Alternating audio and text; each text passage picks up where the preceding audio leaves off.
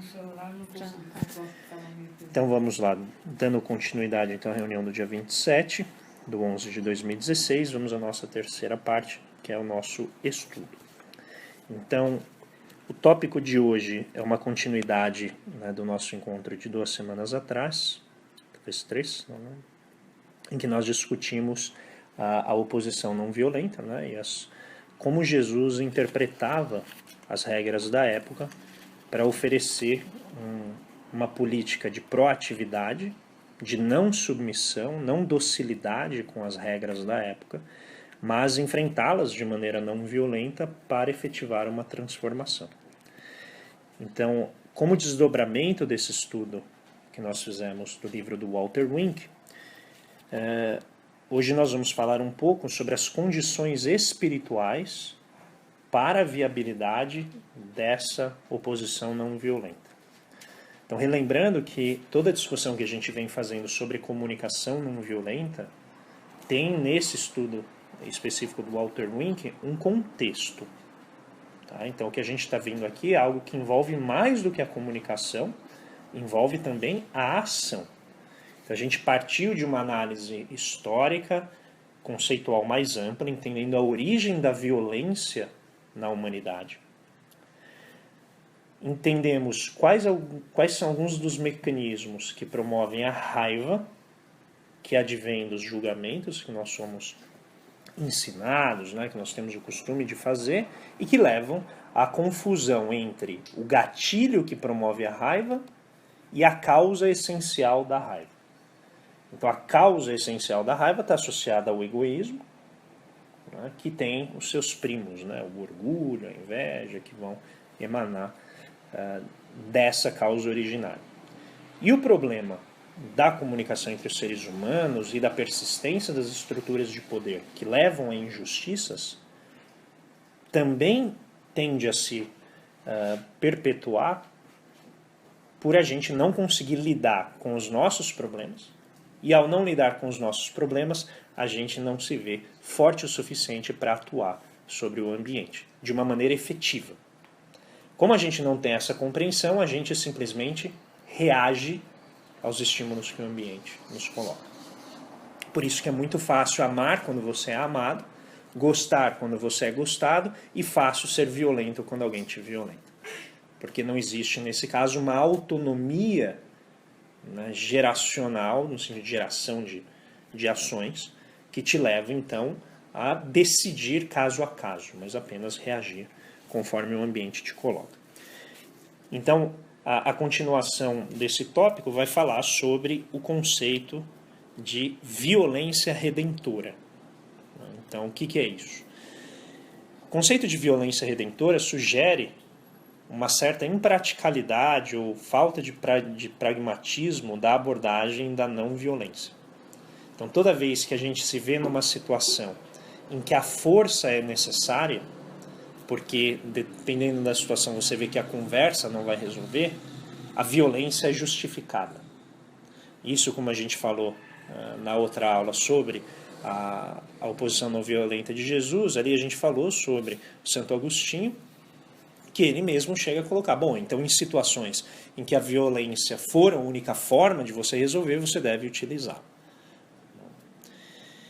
E aí o que a gente vai discutir hoje é que esse princípio da violência redentora, ele acaba gerando algo que é uma falta de hábito em lidar com as situações das mais comezinhas, as mais pequenas no seu dia a dia. Aquelas que dizem respeito ao plano mundial. E isso leva, em última instância, a violência se engessar, se corporificar e se introjetar de maneira irreparável nas instituições. Então notem que aqui a história qual é? A omissão frente à violência, ou seja, não praticar a não violência, faz com que ela se torne costumeira. E o costume é então introjetado nas instituições.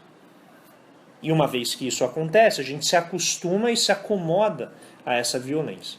Dada a impotência que todos nós sentimos, a gente aceita que é assim que as coisas são, então de vez em quando a violência tem que ser utilizada, muito embora ela cause danos que sejam irreparáveis. Então ele leva uma passividade. Isso. E esse é o problema. Muitas vezes a palavra de Jesus é entendida como passividade. E o propósito do Walter Wink é mostrar nada mais distante do exemplo que ele trouxe. Então a gente não pode tomar os escritos, que estão sujeitos a toda série de traduções, né, que muitas vezes nem representam o que Jesus quer dizer, sem considerar o exemplo dele. Tem que considerar o exemplo para encontrar contradição e a gente conseguir aprender com isso. Tá? Inclusive, um dos elementos que ele vai discutir é o conceito de perfeição. E aí eu fiquei pasmo que ele disse, não existia essa palavra para os gregos. Palavra perfeição. Porque era contra a moral da época, moral grega, de entender que algo poderia ser perfeito, que isso era só trabalho dos deuses. Então Jesus não poderia ter usado esse conceito. Ou seja, na tradução, quando utilizam, não essa, no aramaico, desculpa, não no grego, no aramaico, Jesus não poderia ter utilizado isso. Então tem uma série de elementos que são importantes e vão levar em última instância a uma impossibilidade de você lidar não violentamente com o seu inimigo. Muito bem, então, o que nós vamos falar hoje? Qual é a condição psíquica humana que torna a não violência tão difícil? E depois, como que a gente precisa fazer um treinamento espiritual para a não violência? E aí eu vou tentar usar alguns exemplos ao longo do caminho que identificam exatamente como é difícil praticar a não violência. Tá? Então, o propósito fundamental, isso aqui é bem importante ter em mente, é você não se tornar, no caminho do bem, aquilo que você está se opondo. Repete. No caminho de se opor ao seu inimigo, você deve evitar tornar-se o que ele representa.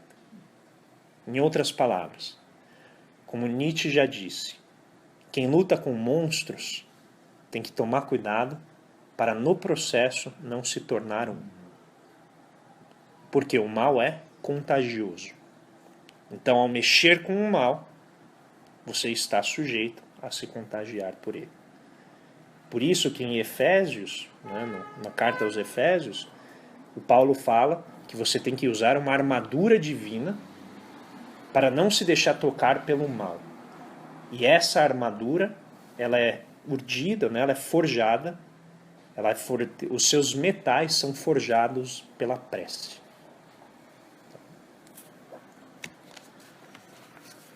Bom, então indo para a prática, né? Primeiro a ideia de que a oposição não violenta é algo imprático vai contra as nossas últimas 3 décadas, onde várias revoluções não violentas aconteceram, principalmente com o fim da União Soviética, com exceção talvez da Romênia, onde teve o uso da força.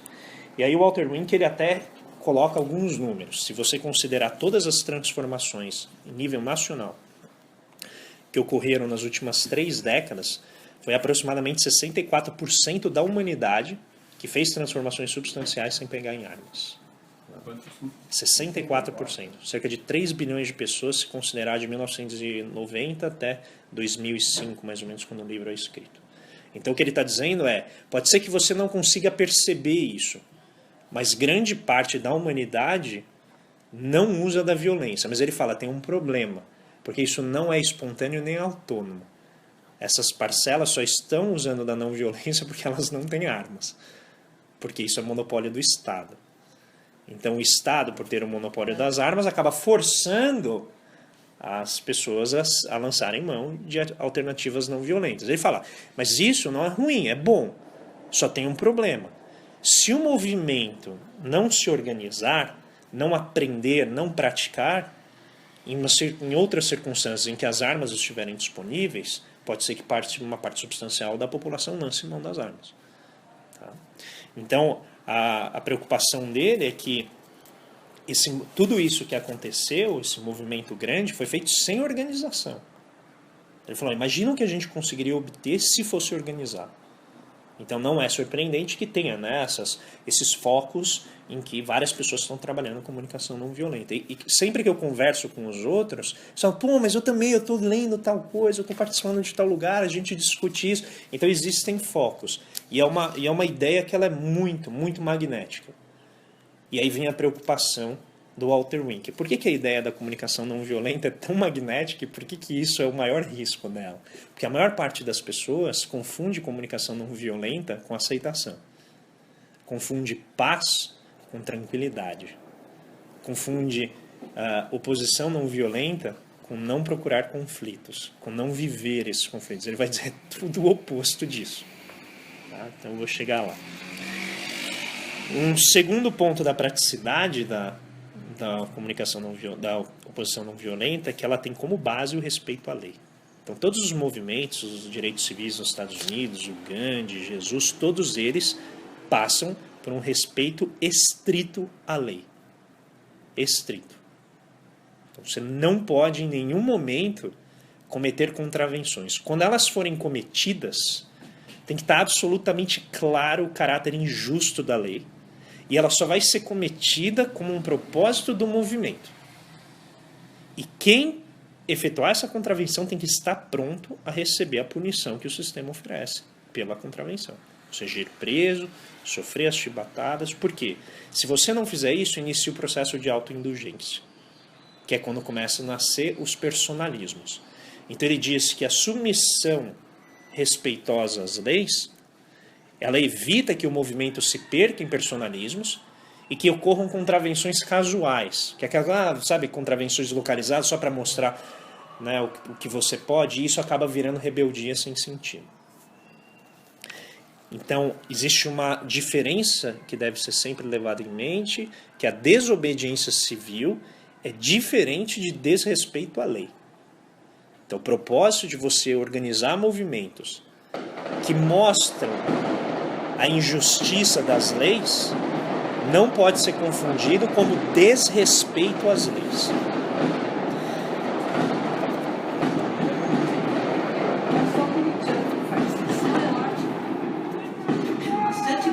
Como é que para aqui? Já parou o sol. Se parar a gente vai. Depois você corta, né? Aí tem vários exemplos, eu vou passar rapidamente por um deles, que são os Freedom Riders, né, que eram aquelas pessoas que entravam nos ônibus nos Estados Unidos, na época que era segregado, em que os negros tinham que sentar no fundo e os brancos na frente, e eles conseguiram organizar um movimento em que eles iam viajando pelas cidades com negros e brancos sentados juntos. E eles iam parando pelas cidades até o momento que eles foram ao Mississippi. Em cada lugar que eles paravam, eles queimavam os ônibus, né? Espancavam essas pessoas, né? A população da cidade e a compra de pessoal. E aí eles decidem ir. Eles decidem ir para o Mississippi, que era o lugar, assim, o estado mais radical nesse sentido. E lá, o que acontece? Eles recebem o aval, né, do governo do estado, que eles não vão fazer nada, e assim que eles entram numa cidade, eles são presos, né, com base numa lei de desrespeito, segregação e tal. E aí o que eles fazem? Eles começam a organizar caravanas de ônibus de todos os cantos dos Estados Unidos para ir para essa cidade para ir preso. Porque eles falam, nós vamos encher as cadeias. Não cabia mais, não tinha mais onde prender. Nós vamos encher as cadeias, e quando a gente encher essa cadeia, vai ficar nítido o grau de iniquidade dessa lei. E eles começam a fazer isso de maneira rigorosa.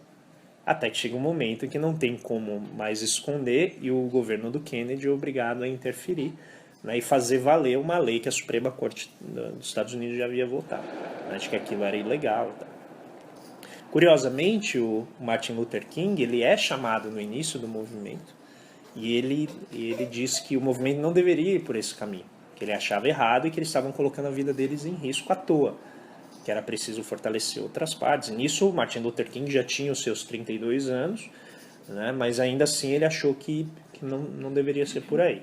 E aí depois, obviamente, ele entra no movimento num dia em que a Ku Klux Klan estão fora de uma igreja, eles fecharam as portas da igreja e jogaram fogo ao nosso redor para queimar todo mundo que estava ali dentro.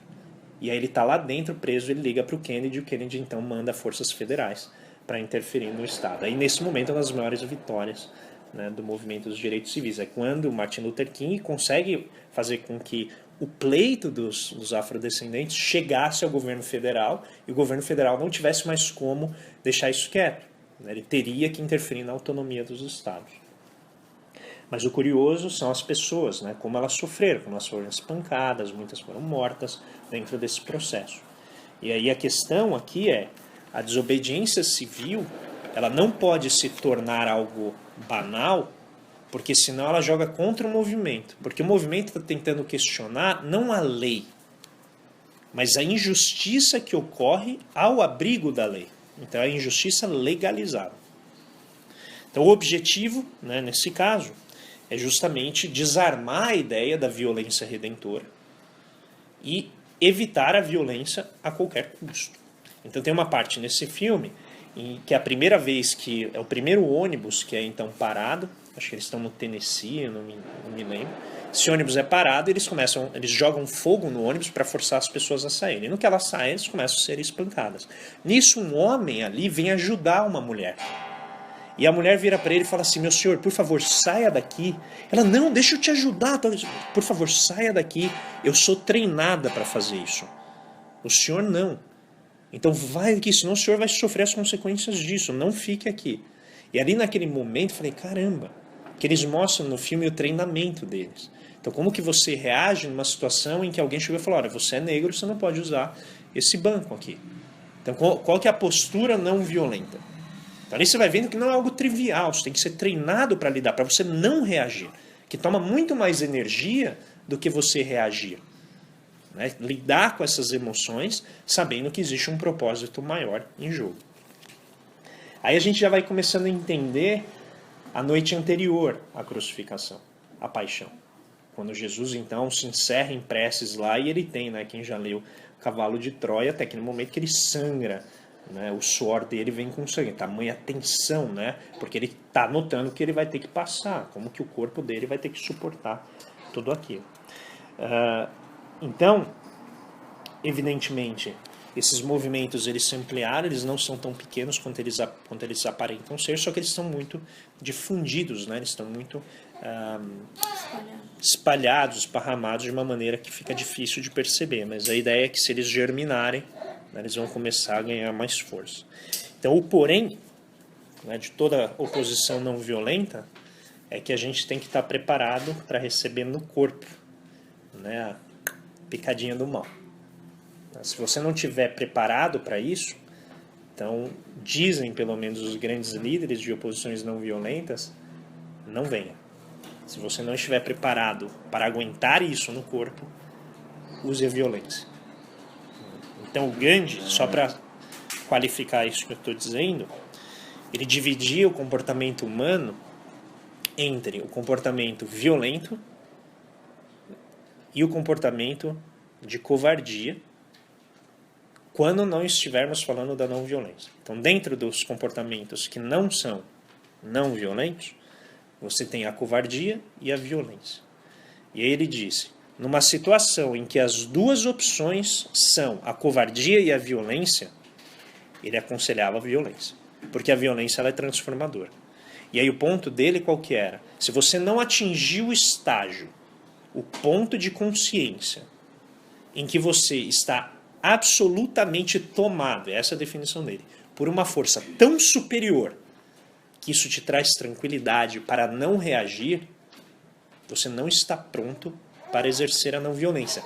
Use da violência para que você não seja, então, não atue de maneira covarde. Porque o problema da covardia é que ela reforça o poder do outro lado. E não seja passivo. Que é o que você falou. É exatamente esse o ponto, é não ser passivo. Então o que ele está dizendo assim, tem várias situações que o livro coloca. Você está vendo uma mulher sendo estuprada. O que você faz? Então, não fazer nada por medo é a covardia. Ele fala, nesse momento, se você não tem uma outra forma de fazer, vá lá e dê um jeito. Tire o homem, se coloque entre os dois, crie alguma situação para evitar aquele dano. Se você tiver uma outra maneira de fazer isso, seja não violenta, use. Mas aí vem o problema. Se a gente não pratica, como que no momento de tensão a gente vai pensar nessa alternativa? Por isso que a não violência ela é um treinamento constante, que vem das menores coisas até as maiores. Então a ideia, né, da não violência é você ser capaz de receber no seu corpo para evitar a imposição desse dano aos outros. Então a história das pessoas que se jogam na frente das outras, né, que tentam salvar outras pessoas, né, aquelas pessoas que se lançam no meio de uma avenida para salvar uma criança, né, então é esse movimento, você tem que agir, é a proatividade, não a passividade, não o servilismo, não a covardia. Por isso que a não violência, ela exige uma coragem muito maior do que ser violento. Porque a violência, ela sempre tem a justificativa do... Eu nem pensei no que eu estava fazendo. Né? Que é o instinto, é a reação. É o que a gente já tem dentro da gente, que é a reação animal de autopreservação. Então a não violência, ela não é um processo natural, nem um processo racional. Ela é um processo que envolve a intuição, envolve o treinamento.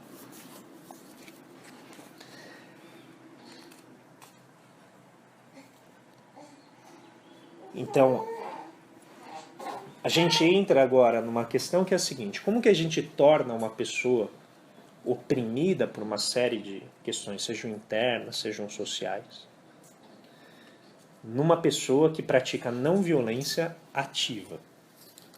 Então o Gandhi, ele falava que não dá para você transformar diretamente um oprimido, um ser submisso, numa pessoa que pratica não violência ativa. Então precisa passar pelo processo de ter raiva, de reagir violentamente, perceber o dano que ele causa, para então procurar a alternativa. E esse é o processo do aprendizado que todo mundo vive. Então note, ele não está pregando a violência, ele só está pregando que não adianta passar no gogó. Não adianta você querer viver a não violência só com base no discurso. E aqui que é o problema da paixão, é aqui a porta estreita. Se você só quiser ser não violento, no nível do discurso, no momento em que a não violência for necessária, você não vai estar pronto para praticá-la. Então a ideia, notem bem aqui, ó, é preciso sentir-se energizado pela raiva e pelo ódio, para então formar a vontade de lutar contra os opressores. E os opressores aqui não são seres humanos. São instituições, são sentimentos, entidades, o que vocês quiserem. E aí, uma vez energizado pela raiva, pelo ódio, você vai transformar a ação em amor. E o amor é a transformação que vai tomar conta das instituições. Então aqui, esse passo é fundamental. Se nós simplesmente ignorarmos que nós somos seres sensíveis, egoístas, orgulhosos, que sofremos a intervenção da raiva e do ódio, e quisermos dar um passo para viver como Jesus, sem selo, para viver como Martin Luther King, sem selo, para viver como Gandhi, sem selo, nós vamos fraquejar no caminho. E nós vamos depor contra todo o movimento. E o Walter Wink, ele coloca vários exemplos de padres, líderes de movimentos que pregavam a não violência, mas sucumbiram no meio do caminho à ideia de violência redentora. E com isso acabam contaminando a ideia de não violência, porque no momento que você mais precisa dela, é exatamente o momento em que você não a utilizou. Você, né, recorreu à ideia de que a violência naquele caso era justificável. Então vejam aqui, não tem volta. Aceitou a não violência, vivê-la até o final. Então primeiro você tem que se energizar pela raiva e pelo ódio, ou seja, reconhecê-los. Aí você vai tentar entender quem são os seus opressores. E vejam que aqui já tem um passo grande, porque se você só se energiza pela raiva e pelo ódio, contra quem você reage? Usando o que a gente já estudou lá atrás sobre a raiva. Contra você mesmo. Antes disso. Contra quem gerou o gatilho. O gatilho. Não quem é a causa real. Não quem é a causa. Se você reage contra o gatilho, e aqui vem a parte linda, se não fosse horrível, da história. O gatilho é o movimento superficial que causou o incômodo, que você só sentiu porque você tem em você. Então, quando você reage sobre o outro, que é o gatilho, você, em última instância, está reagindo contra você, na verdade, uma propriedade sua que você só reconhece no outro. De maneira que você não vai dar fim a isso, porque essa fonte continua ali, ela vai continuar aparecendo em outras circunstâncias. Então, você primeiro tem que aprender a identificar quem são os reais opressores. Né? Por isso que essa briga agora, né, dos que eram anti-impeachment, e agora estão brigando com os que falaram a favor do impeachment, mas querem também o fim da corrupção, já tem briga entre eles. E aí você fica assim, mas vocês não estão percebendo que é isso que os poderes instituídos querem? Que vocês fiquem brigando entre vocês, em vez de formar um bloco de união e tentar combater o problema, que não são nem os homens, são as instituições. E aí fica aquela briguinha, né? Ah, pô, mas eu te avisei, você não quis? Olha aí, ó o que você causou. E exatamente o que o sistema, né, em termos de como ele está constituído, precisa que aconteça para ele não morrer, para ele não dar espaço a outro sistema. Tá? Usando um exemplo bem simples. Muito bem. Uma vez energizado, entendido quem são seus opressores, olha o trabalho, hein? Estão notando? Isso é um processo de autoconhecimento assim, absurdo. É. É o autoconhecimento, não tem outro jeito. Por isso que a gente lê sobre esses caras até Porque hoje. senão você não consegue, por exemplo, você tem alguma coisa que me irrita, porque provavelmente isso eu tenho pendurado em mim. Mas aí eu não tenho isso a nível consciente. Então até eu achar, já foi uma vida. Não, mas calma que isso não é pré-condição. Se você quiser viver a não violência, você vai ter que fazer isso. Mas você não precisa viver isso para viver a não violência. Tá bom, então. Um alento. Uma vez você entendeu quem são seus opressores, você entendeu contra quem você tem que lutar, aí você vai livremente renunciar à violência em prol da alternativa não violenta. Livremente, ninguém vai se forçar. Por isso que o Gandhi tinha muitas pessoas que ele falava, olha, você não está pronto, segue tua vida, sem pesar, sem julgamento, mas você não está pronto. Você vai acabar jogando contra o movimento. A gente precisa, como o exército romano era sólido, né? A gente não pode ter nenhuma brecha aqui. Porque senão você vai jogar contra todos nós. E a ideia no final é transformar essa energia em amor. E qual que é o efeito do amor? É que ele vai jogar uma luz tanto na escuridão nossa, quanto na escuridão daquele que nós entendemos por serem os nossos inimigos. E ao fazer isso, ele gera um sentimento que não é passivo, mas ele é dinâmico e resoluto. Ele é assertivo. Por isso que Jesus sempre era firme, mas nunca violento. Tá? A firmeza, ela nos dias de hoje é muito confundida com violência. Dependendo da sensibilidade e do grau de contrariedade que as pessoas atingem quando você diz não a elas. Então, às vezes, você pode estar sendo super calmo, super elegante, e a pessoa toma aquilo com uma violência tremenda porque você a impediu de fazer algo. E a questão é como ser firme sem ser violento. E eu acho que todas essas nuances que eu estou trazendo, a ideia é a gente trabalhar isso mais à frente, cada uma delas, com bastante cuidado. Até quem sabe fazer oficinas em que a gente vai simular situações. Porque as que eu já vi na internet são impressionantes. Às vezes é uma palavra que você está falando errado. E aquela palavra fica criando, jogando fogo nos problemas. Se você alterar aquela palavra, toda a relação se transforma. É um exercício, né? Aí ele dá 3 exemplos. Que ele fala, tudo bem, tudo isso é muito bonito, mas beleza. Meu filho está sendo incomodado por um moleque folgado na escola. O tal do bullying, né? O assédio dentro da escola. E aí? Aí ele coloca alguns casos interessantes que a gente pode discutir aqui em outras ocasiões. Eu vou só relatar o que ele coloca. Então, no caso de assédio à criança, ele fala, é importante para a criança aprender desde cedo a ela resolver os problemas.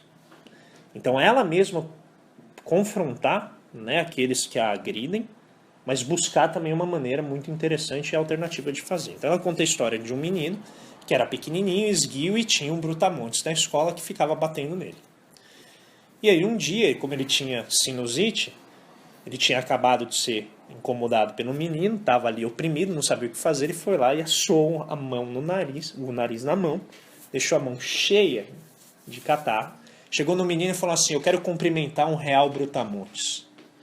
E o menino ficou completamente chocado com aquilo, não sabia como reagir, ficou com medo e saiu, ficou ridicularizado e nunca mais incomodou o menininho. Então, são essas manifestações de coragem, de firmeza, que impedem você de usar a violência. Porque você vê, olha, esse é o caminho para terminar a violência.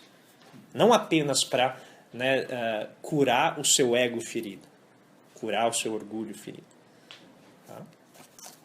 Aí no caso da violência doméstica, então o que ele diz, muitas mulheres não querem reportar a violência doméstica porque elas acham que isso vai levar a uma violência com seus maridos. Ele fala, mas esse é o momento do amor áspero, é o momento de você levar para a polícia e trazer para a luz aquilo que está acontecendo escondido dentro de casa. Porque pode ser exatamente esse movimento que vai forçar o marido que maltrata a procurar ajuda. E eles falam, existe uma relação alta entre as pessoas que agridem suas mulheres, em geral foram agredidas na infância. Então também precisam de ajuda. Então, prender o seu marido ou levá-lo à denúncia pode ser exatamente aquilo que aparenta ser não amor, né? Mas que é o início do processo da cura, do fim da violência. Algo parece tão banal, né, pra gente. É óbvio que você tem que denunciar para a polícia, mas a gente não sabe, né, as situações em que muitas mulheres, principalmente em países mais pobres, vivem, né, em que o homem é o provedor. Né, e como é que você faz numa situação dessa? Eu não acho trivial. Muito embora para mim seja muito evidente. Um dia a Fefe bater em mim, eu vou denunciar para a polícia. Simples. Né? Dá um jeito. A Miriam leva bolo lá para mim, dá um jeito, mas... Baseado em Mário da Lapa. Eu ia falar João da Penha. E aí, por fim, tem o movimento dos direitos humanos nos Estados Unidos, esse que eu vinha falando já aqui há algum tempo, mas ele dá vários exemplos, como nas Filipinas, o movimento também foi não violento. Aí fala, mas por exemplo, e com Hitler? Aí mostra que os exemplos mais eficazes foram não violentos. Como um padre na Bulgária, que ele confrontou, quando as tropas alemãs chegaram, ele chegou para os alemães e falou assim, olha, nós não vamos nos render, nós não vamos fazer trabalhos para vocês, se vocês respeitarem a gente, tudo vai bem. E ele começou a converter todos os judeus para o cristianismo, com um acordo de que a conversão não era permanente. Então era uma maneira que ele tinha de lutar contra aquela opressão de forma não violenta. E foi um dos lugares onde menos morreram pessoas e onde menos foram deportadas, porque a resistência era não violenta. Então quando acontecia alguma situação, ele punha todo mundo para a rua, e ele falou para eles, se vocês tentarem deportar nossos cidadãos, judeus e não judeus vão se deitar nos trilhos e vocês vão ter que passar em cima da gente. E aí não teve muito poucas deportações para campos de concentração. Então ele conta vários exemplos no livro de movimentos não violentos que foram mais bem-sucedidos. E aí tem uma provocação, que ele diz assim, isso aqui eu gostaria que vocês refletissem bem profundamente. Onde a não violência não funciona, dificilmente a violência funcionará. Então, onde a ação não violenta não tem efeito, tampouco vai ter a violência. Onde a não violência funciona, não necessariamente a violência funcionará. Então, a ideia é que o conjunto de situações em que a não violência é efetiva é maior do que o número de situações em que a violência é efetiva. Porque a violência ela gera necessariamente a vingança, ação e reação. A não violência ela cria o que ele chama um estado de... é que essa tradução ela é difícil, mas é um estado de contemplação. Então, quando você não sabe qual que é a reação do outro, você fica pensando, considerando o que é, contemplando, o que será que é isso? Eu não estava esperando essa reação. Como é que eu reajo a isso? Que é o que as pessoas muito inteligentes, né, e que têm um senso de humor muito apurado conseguem fazer quando elas são agredidas. Elas viram o jogo de uma maneira que quem agrediu não sabe como reagir, fica sem graça, não tem resposta para aquilo. Então o que ele está pregando é: tenha sempre uma boa resposta para algo que é esperado, mas que seja uma alternativa. Você não pode devolver para o seu inimigo o que ele espera, porque nesse jogo ele já sabe ganhar. Então, por fim, né, já encaminhando para o final, a ideia da não violência, ela passa então por um preparo espiritual para lidar com as situações que vão emergir e que não envolve, sob qualquer hipótese, o uso da violência. Com isso não significa, a gente não deve tomar a dedução e a conclusão de que ser não violento significa ficar no seu canto. E aí ele vai dizer ao contrário. Ser não violento implica muitas vezes procurar, convidar e até provocar o conflito. E aí a nossa leitura de Jesus, né, do Evangelho, que iniciou a reunião. Eu não vim trazer a paz. Eu vim colocar fogo na terra. Por quê? A instituição, os poderes instituídos, o que eles mais querem é que todo mundo ande em linha, não é? Não é isso? Ninguém questione, ninguém jogue contra. Qual que é o papel daquele que nota a opressão, mas que vê que o outro não enxerga essa opressão? É chegar lá e falar: amigão, você não precisa ser assim. Você está sofrendo, só que o que está acontecendo não é legal. Pode ser que a lei permita, mas você não precisa passar por isso. Então como que a gente faz para mudar? E isso vai gerar inevitavelmente resistência. Então quanto maior a resistência da instituição e daqueles que estão se beneficiando dela, mais importante é a mudança. Por isso que o martírio de Jesus era tão importante. Porque para matar um homem sob o abrigo da lei, que claramente não tinha cometido nenhuma contemplação, nenhuma contravenção que justificasse aquilo, tinha um poder muito maior do que Jesus se tornar rei dos judeus e vencer o Império Romano. Tinha muito mais poder. Porque o problema de quem ocupa o poder é de cair presa dos meios utilizados para chegar até ali. Então o problema de você chegar ao poder de maneira violenta é que dificilmente você vai conseguir usar de métodos não violentos uma vez que você chegou lá. Então você acaba se tornando exatamente aquilo que você queria combater. Então, Vídeo Fidel. Nossa. por isso, ele coloca vários exemplos. Ele fala assim, os Estados Unidos não tentaram lutar muito contra o terrorismo, contra o mal. O que eles acabam sempre fazendo? Criando os problemas que eles estavam tentando combater. Ele lista assim, todos os exemplos que os Estados Unidos acabaram provocando aquilo que no discurso eles estavam tentando combater. Hoje o que está acontecendo na Síria? É exatamente isso. Eles estavam tentando resolver um problema, eles foram lá e armavam os rebeldes. Aí pronto, os rebeldes se tornam agora o seu problema. Saddam Hussein foi assim, né? A Síria vai se tornar o próximo daqui a alguns anos, a Arábia Saudita sabe lá Deus quando. Então, eu não estou tentando simplificar e dizer, não, era só não fazer que tudo bem. A questão é muito mais complexa que isso. Mas eles acabam gerando esse problema. Sempre lembro do Paulo Freire falando do oprimido. Na atual estrutura, sempre que o oprimido tem a possibilidade de ascender, ele assume, em geral, a postura do opressor, porque é a única que ele conhece. Ele não conhece outra alternativa. E é muito isso, muito essa ideia. Eu brinco com a nossa secretária, né, a Nilson. Eu falo para ela sempre que quando vem alguém de fora e vai fazer algum serviço lá dentro, ela é muito mais rigorosa no zelo com a casa do que eu. E ela fica assim, ela fecha a cara, ela desconfia de tudo, ela vai lá, e eu assim, eu tô tranquilo, ela fala, não, mas eu vou ficar lá, porque não, e se ele levar? Se ele levar as coisas, vai que ele rouba alguma coisa, e eu assim, não, mas tudo bem, só fique em paz. Ela não consegue. E esse é o ponto, assim, porque possivelmente na história dela, ela sofreu muita opressão por conta desse tipo de situação. Então tudo que ela sabe como referência de comportamento é aquilo. Quando eu cheguei, eu falei, não, você pode ficar em paz, eu tô aqui, deixa qualquer coisa responsabilidade minha, ela não sabe o que fazer. Então ela continuava indo lá, fiscalizando. Né? E tem muito a ver, o Marx dizia isso, não há pior opressor do que aquele que antes foi oprimido. Né? Vide a Avenida Brasil, a empregada, né, que passou a ter, que voltava para casa tinha empregado, como ela tratava a empregada dela.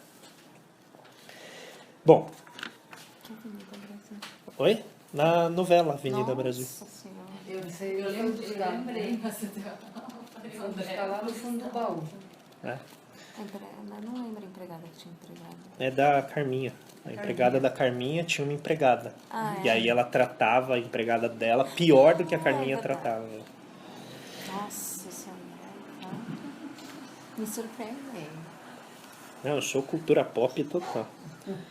Então, o problema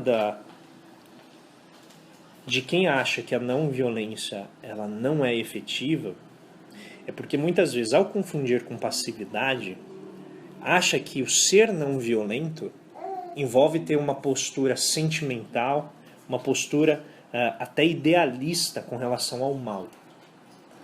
Então note que Jesus falou para amar os inimigos. Ele em nenhum momento falou assim, conviva com eles o quanto você quiser. Em nenhum momento ele falou para fraternizar com o inimigo.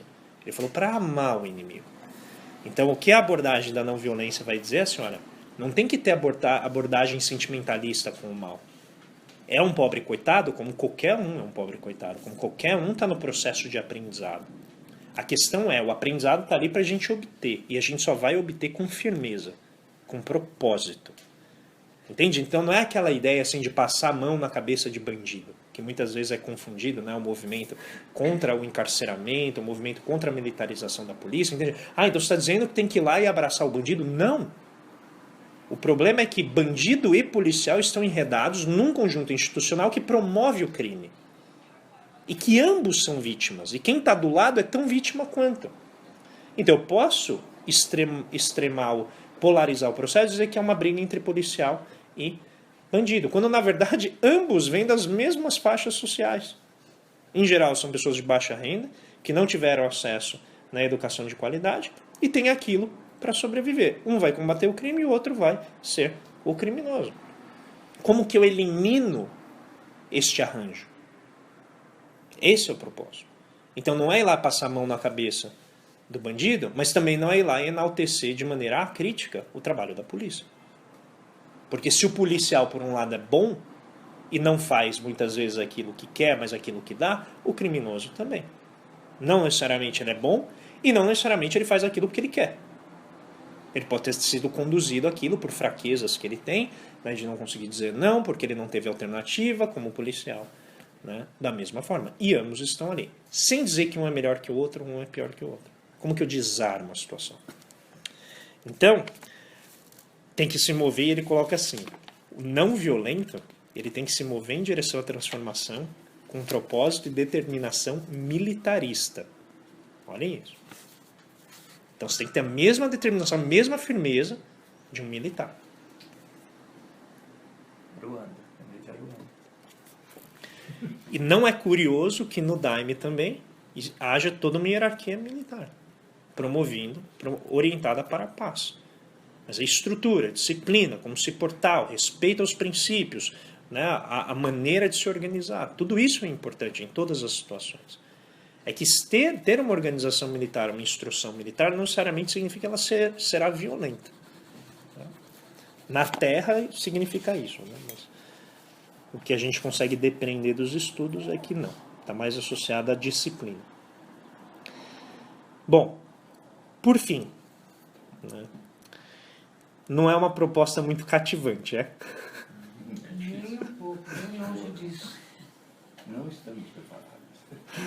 E ele reconhece isso, ele diz assim, olha, dificilmente isso vai convidar o coração, vai ser cativante ao coração. Né?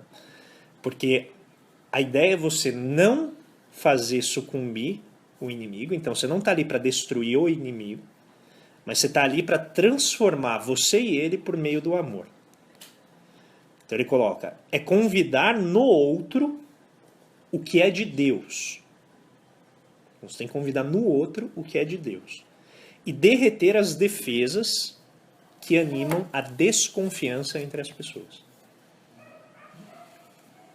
Então é convidar no outro o que ele tem de bom para transparecer e governar a ação do outro. Por meio do derretimento, da destruição das barreiras que provocam a desconfiança entre os seres humanos. Ele tá quase propondo amor absoluto, né, André? Não, esse é o ponto, não é. É isso que ele vai falar, não é a perfeição como pré-condição. Esse é o problema da abordagem perfeccionista, que ele chama, do Evangelho. Ele não está propondo Não, amor pleno? não. Esse é o ponto mais... Eu também, a hora que eu comecei a ler, eu falei assim, bom, vou parar aqui, né? Pois é. Não. Então, é um ponto diferente. Ele não nega a raiva. Porque ele fala que você não consegue ser não violento enquanto você está na fase da raiva. Só que essa fase da raiva, sentir raiva, é natural. Sim, Uma isso situação aí, É incontornável. Isso aí eu entendi. Você acha que Jesus sentiu raiva em algum momento? Eu acho que não. Ele não. Eu tenho a impressão que não. Como o Cristo, né? Uma vez dos seus 30 anos para frente, eu acho que não. Porque ele já tinha aprendido. Não sei se antes. Mas me parece que, pelo menos tudo que a gente lê a respeito dele, é um grau de entendimento tão grande que se a gente se projetar nele, a gente vai imaginar que sim. Mas eu não sei se é adequado a gente se projetar nele. Eu também não vejo raiva. Principalmente naquele filme Paixão de Cristo, que eu acho que é um dos mais realistas que a gente já viu até hoje, do Mel Gibson. Eu também não vejo raiva. Não, eu estou colocando essa questão. Jesus. Ele não. Eu coloco essa questão até porque. Como uma provocação, mas eu tenho essa dúvida. Com essas colocações que o André colocou, eu realmente fico com dúvida. Porque a gente tem incrustada na nossa mente justamente a imagem da perfeição. Né? É por isso, Posso dar um exemplo? Em capítulos. Não é bem isso que não. o está falando. Ao contrário. A ideia é assim, olha. Eu sinto raiva, mas eu já consegui criar uma rotina de toda vez que eu sinto raiva, me questionar. O que vocês discutiram na aula passada? Eu tento entender de onde está vindo, por que eu estou sentindo e tal. A proposta da não violência, ela vai vir como um sentinela moral que vai te obrigar, por aquele compromisso, a resolver as situações de uma maneira a não se tornar escravo da raiva. Aí que entra o autoconhecimento. Se você não tiver controle sobre o teu sentimento, você não faz nada. Por exemplo, por que no momento de raiva a gente para agora, cada vez mais que a gente está estudando, se comparar, sei lá, 10 anos, né, a gente era. Por que hoje reagir de maneira violenta é menos frequente do que era antes de a gente começar a estudar? A gente se tornou perfeito? Não, mas tem mais conhecimento. Então o conhecimento, ele serve como um sentinela moral, uma sentinela moral, que diz assim, olha, se você reagir assim, a gente já viu o que aconteceu no passado. Então você já tem conhecimento, tenta encontrar outra forma. O compromisso com a não violência vai ter o mesmo efeito do conhecimento, só que aí ele é um compromisso, você se colocou aquilo, você vai fazer de tudo para não cometer o desvio. Você vai conseguir sempre? Não. O que importa é quanto que você consegue fazer. Então aqui o elemento que ele está tentando colocar para a gente, por exemplo, dá um exemplo de uma mulher que escreveu um livro, eu estou tentando encontrar esse livro, que chama O Universo está inclinado à não violência, uma coisa assim. E aí ela acordou no meio da noite com um cara entrando na casa dela. Ela estava sozinha, o cara vai e abre a porta do quarto e ela se depara com o cara dentro do quarto dela. E ela falou, naquele momento estava já... A primeira reação é a reação de muito pavor. Mas rapidamente, ela já... Imagina, ela é treinadora de não violência. Então, o primeiro instinto foi um instinto de medo, de pavor. Em seguida, ela foi tomada por uma energia muito calmante. Assim, ela ficou com uma segurança muito grande. E a primeira reação dela foi assim... Nossa, que horas são? E aí o cara falou, não, são 2h30. Ela virou, não, mas o meu relógio está 2h45. Será que o seu relógio não está errado? E ela foi trazendo o cara para a humanidade. Tratar como se ele fosse uma pessoa. E eles ficaram discutindo sobre o relógio e de repente ela falou, como é que você entrou aqui no meu quarto? Ela falou, não, eu entrei pela casa e eu quebrei o vidro da casa, da porta de trás. Ela falou, pô, assim você vai me dificultar a minha vida, porque eu não tenho dinheiro para trocar o vidro de trás. E aí disse que nisso eles engataram numa conversa. Ela falou, eu queria tirá-lo do meu quarto, mas eu não tinha força física para tirá-lo. E aí ela começou a falar das dificuldades. Ela falou, pô, eu tô dormindo aqui e tal. Começou a falar dos problemas dele. E aí nisso ele falou, eu também não tenho onde dormir e tudo. Ela falou, olha, então tudo bem, vamos fazer assim, eu vou te dar um conjunto aqui de cama, você desce lá embaixo, você dorme, e aí amanhã você, né, toma teu rumo e tudo. E aí disse que eles desceram, continuaram conversando um pouco, né, sobre a vida dele e tudo, ele forrou a cama, dormiu, e ela sumiu. Ela falou que ela não pregou o olho, morrendo de medo, a noite inteira. E aí na manhã seguinte ele levantou, pegou as coisas dele e foi embora. Então vejam que não é a ausência de medo, não é a confiança, ela continua desconfiando, com medo que ele subisse lá e fosse fazer alguma coisa. Mas o que ela fez? Ela numa situação, isso ela demarca no livro, eu notei que ambos iríamos perder com a violência ali. Se ele me estuprasse, ele ia perder porque ele poderia ser preso e as consequências para ele seriam muito graves. Se ele me estuprasse, eu sofreria tremendamente um dano psicológico e físico. Então, como que eu trabalho para impedir que ele cause dano a ele e no caminho a mim? Só que ela falou, isso foi um instinto. Ela não pensou em tudo isso. Foi o treino repetido que deu a ela, naquele momento, a segurança que ela precisava para trabalhar a humanidade e trazer a pessoa para o momento. E aí o Wink fala assim, o que um contraventor, um violentador mais quer? A reação que ele espera, que é o pavor, que é o desespero, que é a noção de comando. O que ela fez naquele momento? Ela desarmou e trouxe, olha, para você cometer essa violência comigo, você vai ter que reconhecer que você está lidando com um ser humano e não com um objeto que se submete ao seu controle. E aí ele diz que uma parte importante dos agressores, eles cometem a agressão porque eles não têm essa compreensão da igualdade. De que ali é um ser humano que está colocado na frente deles. Então, quando você consegue resgatar isso que há de bom, que ele chama que é de Deus no outro, você não faz o outro sucumbir, você não tem a vontade de matar. Porque ela poderia ter ido à cozinha, pegado uma faca e ter acabado com a situação ali mesmo, né? Já que ele estava dormindo. Mas não, você quer justamente mostrar a transformação e ir junto com a pessoa. E ela fala, até hoje isso, né, me incomoda, eu tenho medo. Né? Por isso você não precisa ter a perfeição para usar isso. Então, para concluir, tem vários outros exemplos, tá, disso, só porque o livro é muito rico e eu vou ler uma conclusão que eu preparei aqui, né, de uma maneira bem vagarosa. Tá? Em suma, a proposta da oposição não violenta implica arriscar-se a confrontar os poderes instituídos com tamanha vulnerabilidade, simultaneamente afirmando nossa humanidade e a humanidade de quem combatemos, ao mesmo tempo em que nós ousamos receber o bote, né, o ataque do mal em nossos próprios corpos. Eis o convite de Jesus. Por isso, o trabalho espiritual prévio é importante. Evitar nos tornarmos aquilo que odiamos. Precisamos nos tornar pessoas capazes de nos opormos ao mal, sem que este nos transforme em sua imagem e semelhança. Daí o vigiar e orar. Imagem e semelhança de Deus, não imagem e semelhança daquele com quem você está tratando. Por isso, não reagir violentamente ao mal, disse Jesus, para não devolver ao mal na mesma moeda em que ele te causou o dano.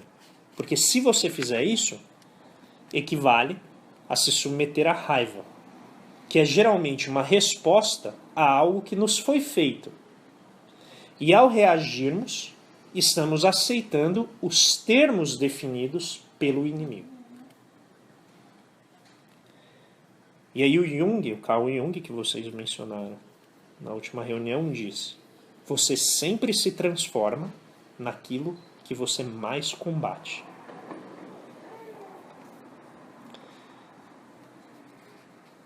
A última fraqueza da violência, disse o Martin Luther King, é que ela é uma espiral decrescente, que vai pegando e absorvendo a coisa mesma que ela busca destruir. O mal é contagioso. Por isso, nós devemos evitar as situações de detenção psíquica ou sequestro emocional. E aí o Walter Wink conta o exemplo de quando ele visitou a América Latina no início dos anos 80. Ele foi em vários países que estavam passando por ditaduras. E ele via, né, ele conversava com as pessoas que estavam sofrendo, né, a opressão, a repressão do regime. E ele falou que ficou dias num estado emocional assim exausto, não conseguia ficar de pé, mesmo ele voltou para casa, ele ficou assim dias fora do ar. E aí ele notou que tudo aquilo que ele estava sentindo remetia a uma situação na família dele quando ele era criança, que ele chamou de morte emocional. Ele falou que um dia ele chegou em casa e ele tinha muito medo do pai dele.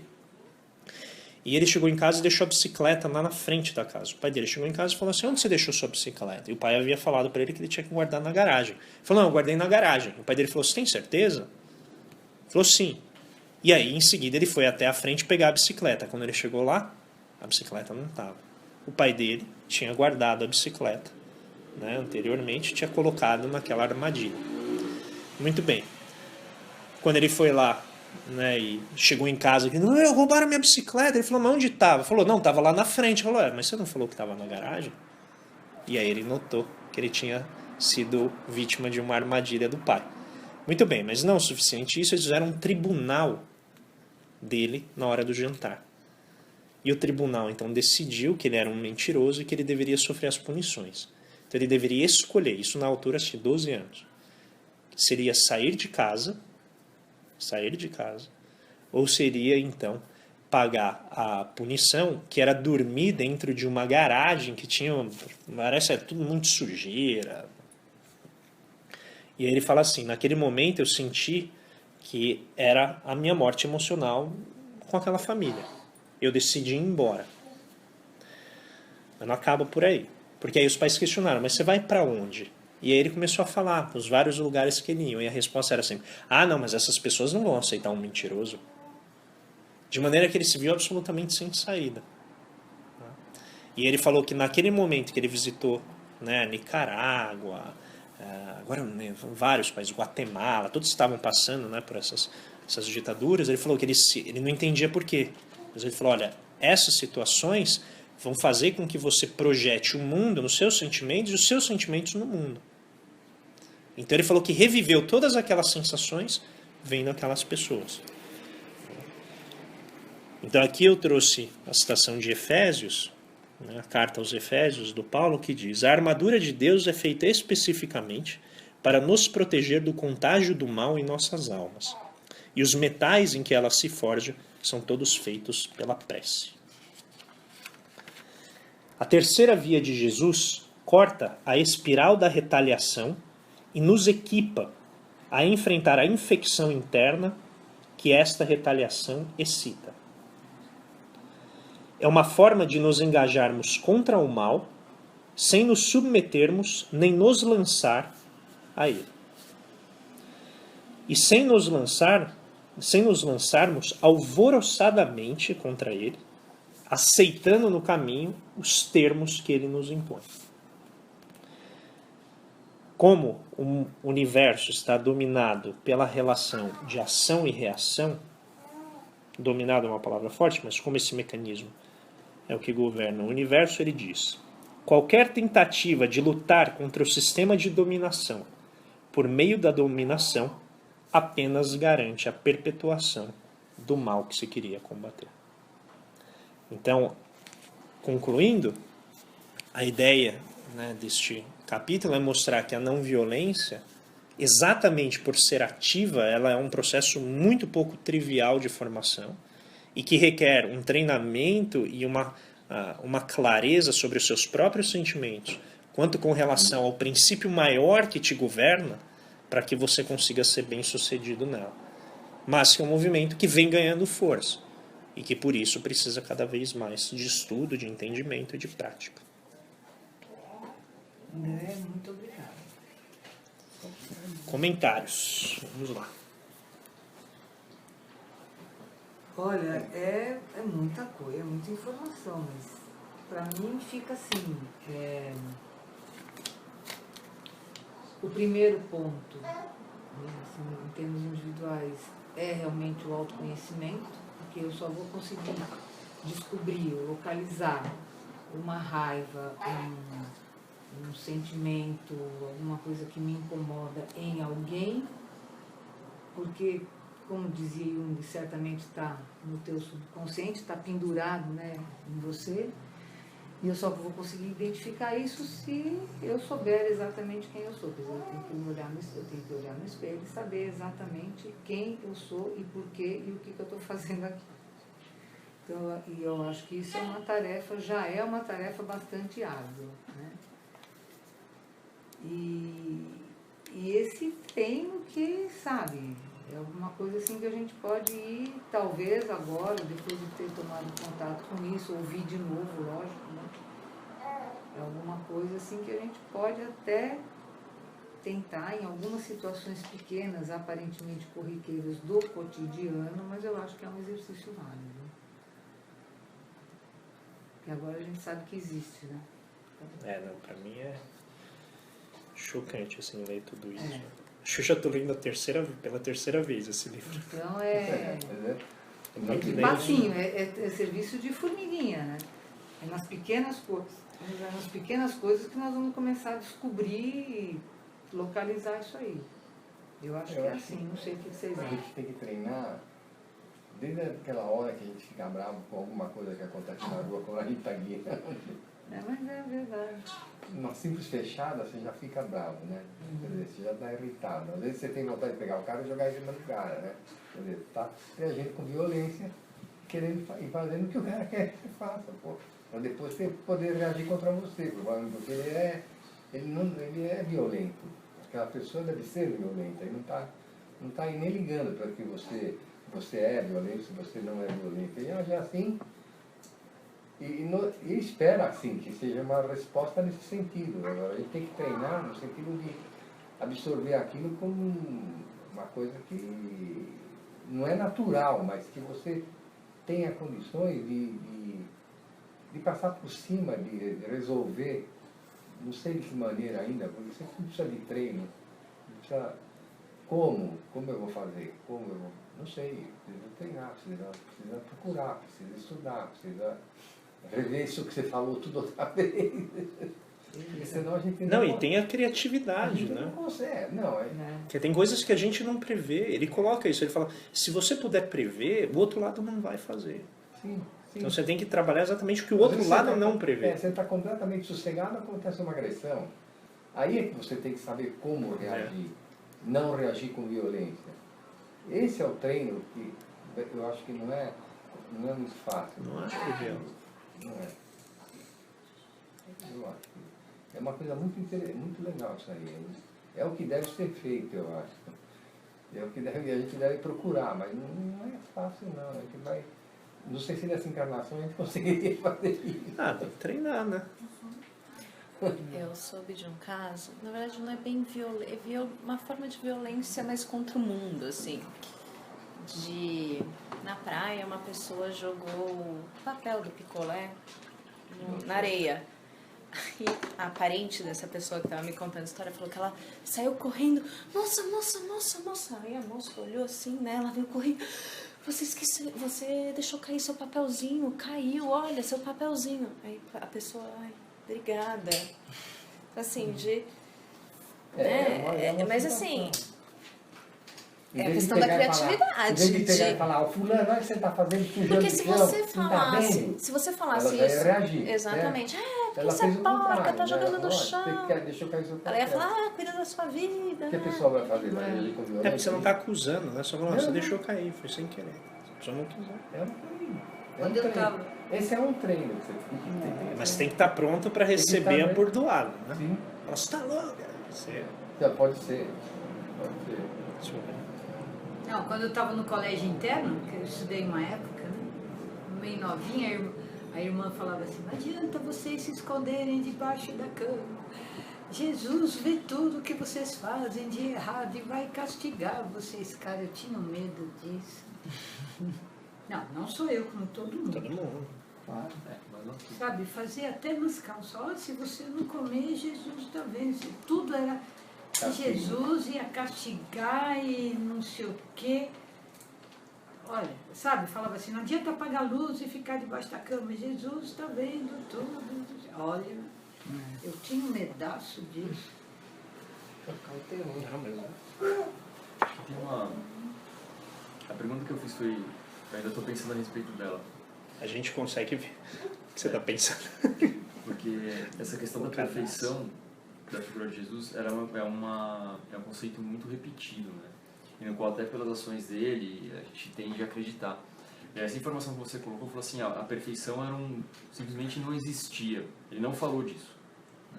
Ou seja, foi uma interpretação que houve, escreveram dessa forma. Mas vamos, por hipótese, aceitar que Jesus não era perfeito, então.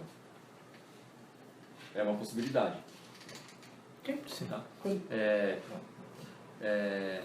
E que ele tenha sentido raiva em algum momento.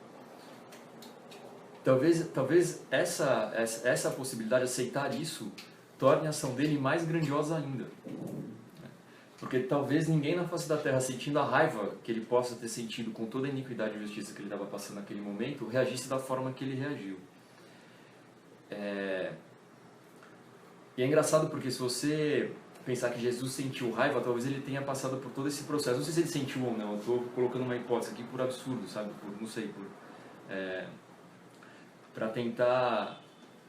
Posso te ajudar? Só para terminar. Para tentar entender um pouco o que passou lá, o que passou ele, quem foi essa figura, né, que até hoje dá o exemplo.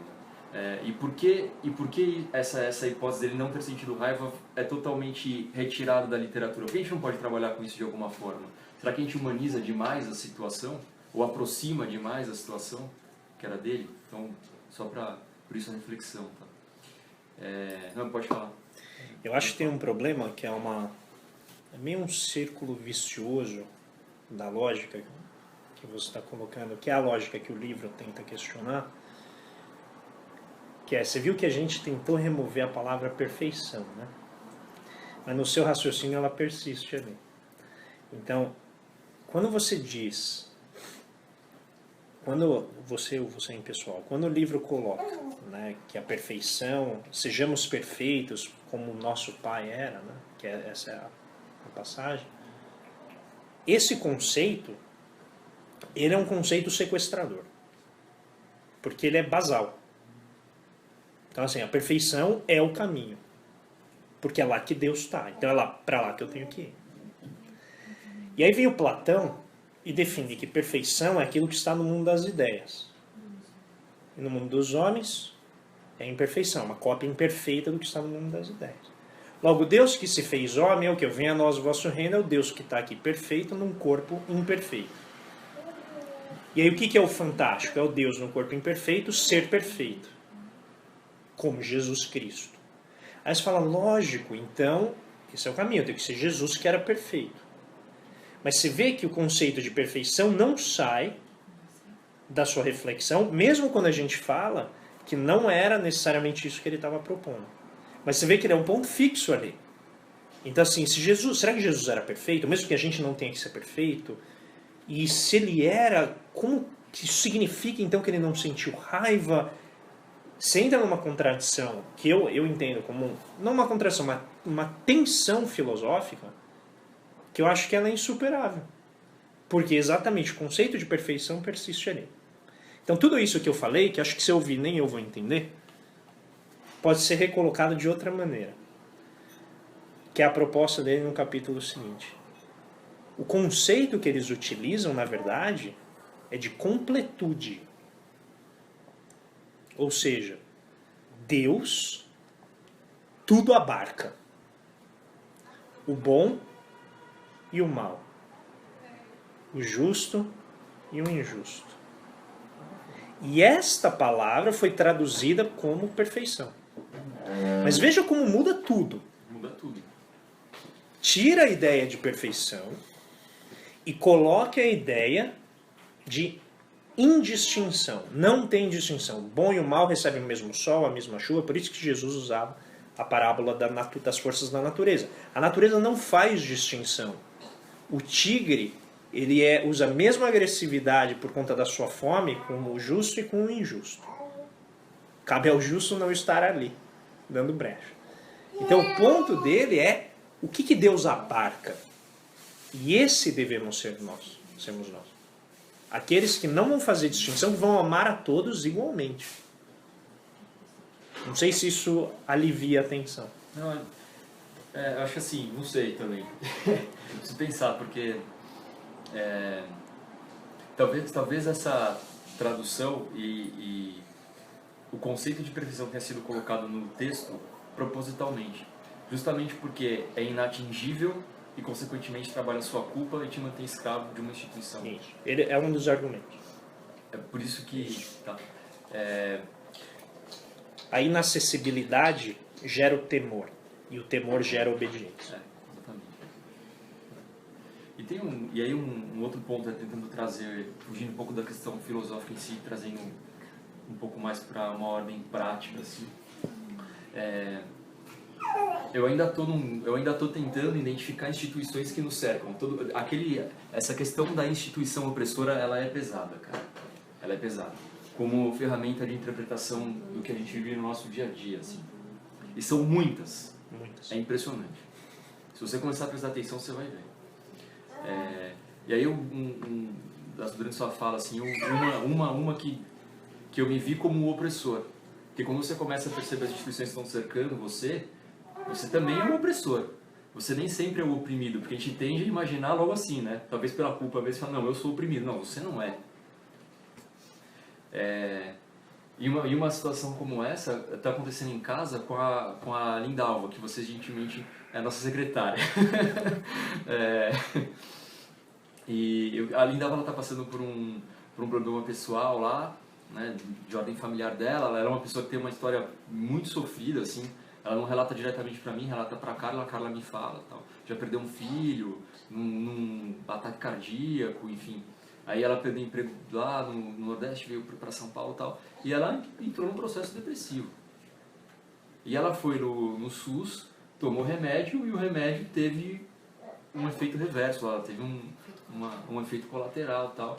E ela já vem faltando também agora por esse motivo, mas por outros motivos da vida pessoal dela, porque brigou com lá não sei quem, né?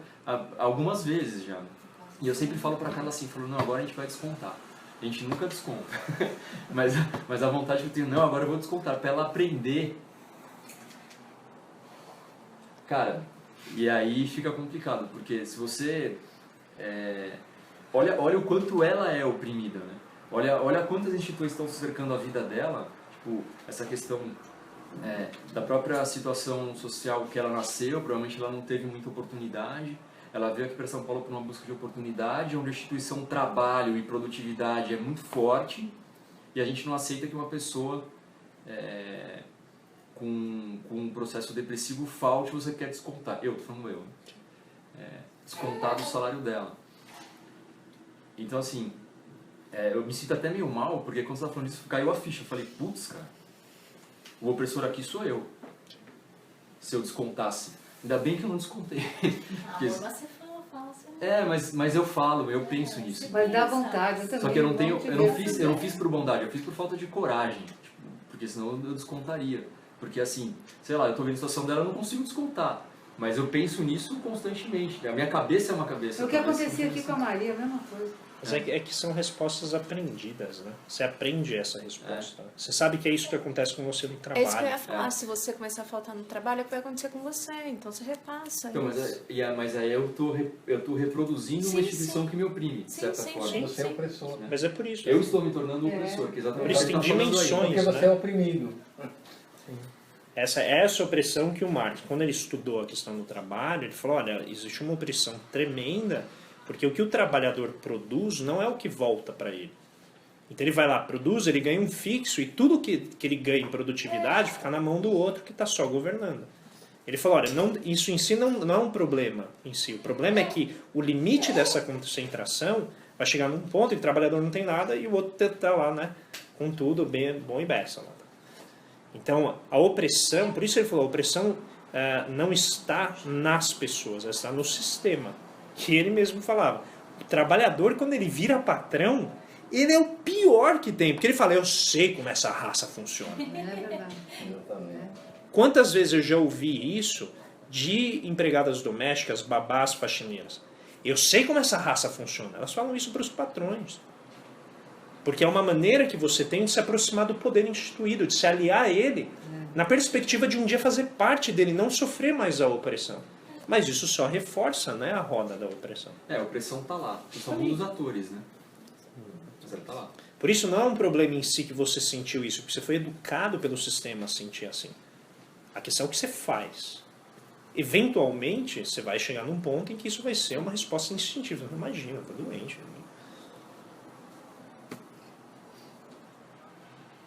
E esse é o difícil, de quando você começa a ler essas coisas, você começa a ver opressão em tudo quanto é canto. Não é. É difícil sim, mas é bem... Instituições colocadas de opressão é impressionante. Isso leva uma reflexão bem boa mesmo. Obrigado, André.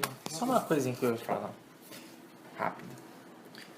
É uma coisa que ao perceber que o treinamento passa muito pela percepção dos sentimentos, por trabalhar os sentimentos, deu mais vontade ainda de trabalhar aquele livro A Linguagem dos Sentimentos, que eu já falei dele algumas vezes. Acho que não vai demorar muito, assim, logo depois dos Imortais já pensar. Então, eu gostaria nesse tocante de sugerir que a aula que vem eu também faça sobre esse livro, porque ele tem um capítulo em que ele fala sobre a utilidade dos inimigos. E conversa um pouquinho com o que... Sobre qual? Nesse aí do Walter Wink. Conversa um pouco com o que vocês discutiram na aula passada, que são os sentimentos, das projeções. Só que ele vai dar uma interpretação que eu ainda não havia visto, né, sobre o papel dos inimigos. Porque aqui tem muito uma coisa do perdão, né, tá? Ele vai colocar a utilidade espiritual dos inimigos. O que a gente já discutiu, todo mundo tem, obviamente, a intuição, mas aí ele vem de uma maneira organizada. Eu acho que pode elaborar. Eu não sei se havia alguma programação para a última... Terminar o livro. Ia fechar o seu? Então a gente pode dividir, eu acho, porque não é uma quantidade muito grande de coisas, assim. A ideia é muito simples. Eu posso talvez fundir com o que você estiver Legal, analisando. a gente fecha os dois. Né? Só para não... Dá pra fechar o ano já. Perfeito, então. Aí eu tento... Porque essa eu preparei algo que era mais extenso, porque eu sabia que ia ser só isso. Né? Até que dia que